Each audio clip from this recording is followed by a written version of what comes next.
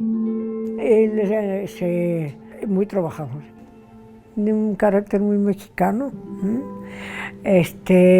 muy inteligente, muy informado, siempre estuvo muy informado. Gilberto Bosques, que primero era el cónsul general en Francia, cuando la embajada se traslada a Burdeos, abren el consulado general en Burdeos. En Burdeos no había refugiados, o había muy pocos, todos lo trasladan a Marsella, y en Marsella él establece el centro de acogida de los españoles, pero también de quienes habían luchado en las brigadas internacionales y de los judíos que podían venir a México. Los que tenían la firma de Gilberto Bosques tenían fe para la vida.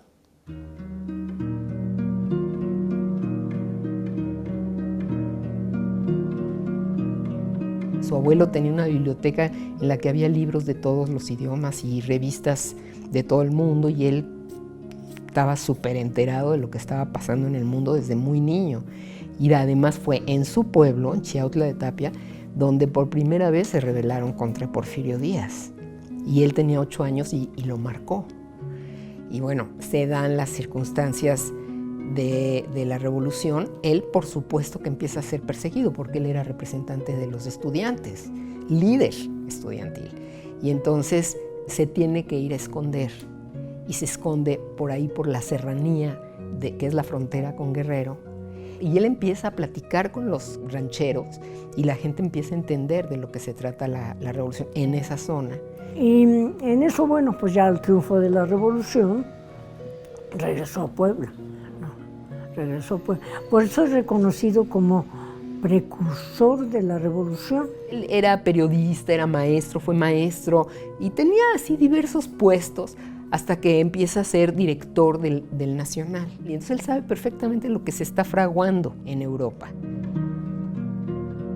Luis Enrique Erro y Manjarrés le dicen a Lázaro Cárdenas que lo debería demandar a él, que es un hombre que sabe muy bien organizar gente, procesos, porque estaban ya pensando traerse a todos los españoles que iban a quedar verdaderamente desprotegidos si ganaba Franco, ¿no? Y ya que se da la derrota de la Guerra Civil Española, entonces estaba Bassols en Francia y él ya estaba empezando a organizar estos 3 barcos que llegaron primero, el Ipanema, el Mexic y el Sinaya.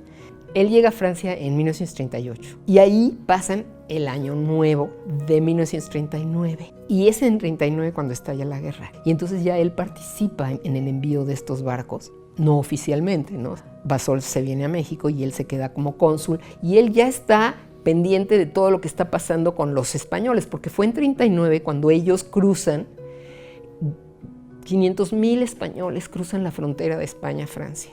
Tú entendías la problemática de los franceses igual de recibir a 500,000 personas. Horrible, porque las ponen en unos campos de concentración. No había servicios, no había baños, no había techo.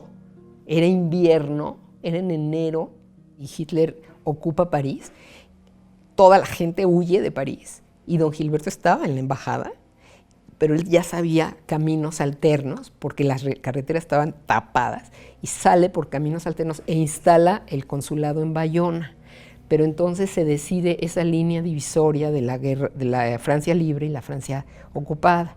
Y entonces él se da cuenta de que desde Bayona no puede mandar a la gente. Entonces se va a Marsella, porque ese es el puerto de salida. Y desde allí empiezan tanto Luis y Rodríguez como él, que iban a los campos de concentración con un magnavoz y decían: México los invita.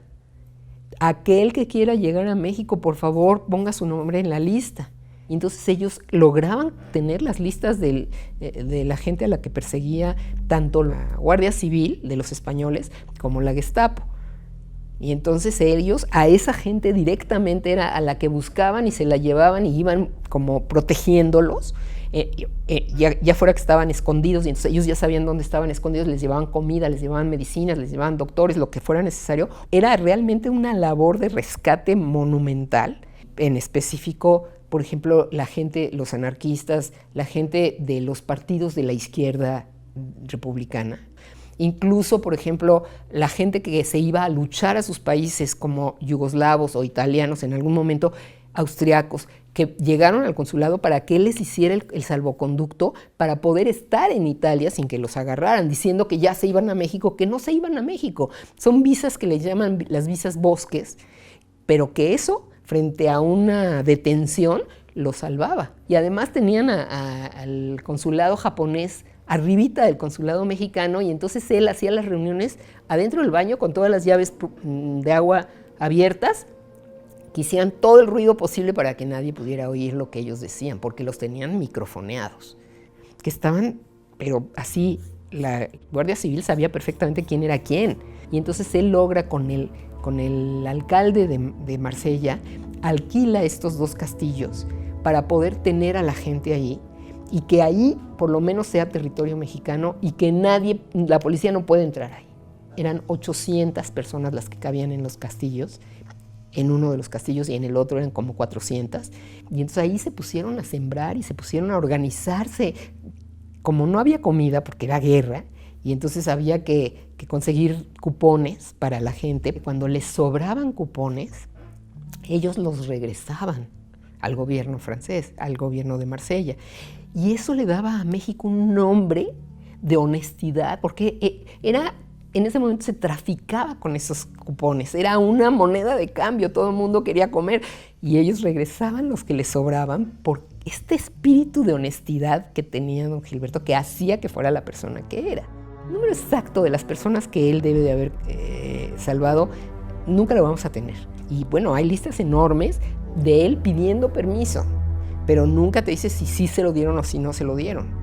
Y nunca están todas las listas, ni toda la gente está en las listas. Mucha gente llegó a México sin que Relaciones Exteriores hubiera dado el permiso, porque Gobernación estaba en contra de que trajeran a toda esta gente, porque sentían que para México iba a ser muy difícil asimilarlos, ¿no?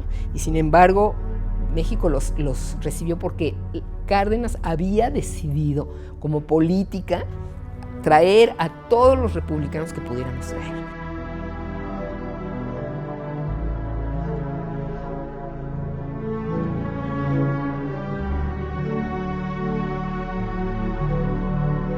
Primero, mi padre pues, fue un político que se hizo en la lucha de la Revolución Mexicana, y cuando tuvo responsabilidades de carácter político, yo creo que estuvo siempre muy cerca de los problemas y buscando darles solución. Desde que se recibió a los niños de Morelia en 1937, después cuando llegaron los fundadores de lo que fue la Casa de España, que se transformó en una muy importante institución, que es el Colegio de México, y después siempre mantuvo pues una relación tanto de amistades personales, familiares y políticas con muchos de los republicanos españoles residentes en México, o que en el largo periodo en que México no tuvo relaciones formales con el gobierno franquista, pues tuvo él sí relación con los republicanos españoles. Sin duda no podemos negar los antecedentes de todo lo que aportó al país o ha aportado, yo diría todavía, la Revolución Mexicana, y quienes fueron constructores de esa política revolucionaria. Yo creo que el practicar el llevar a la práctica estas políticas de amistad, de verdadera amistad, será muy importante para nuestro país también. Y creo que es de gran relevancia para el mundo, porque estas almas de ese tamaño, que además no siempre tienen las circunstancias para desplegar el potencial de esa alma tan grandota, y él la tuvo y no desaprovechó la oportunidad, y lo hizo en cada minuto, en cada momento, en cada fase de la vida que tuvo que enfrentar. Y yo creo que eso es algo que tenemos que tener presente, porque nos enaltece a toda la humanidad.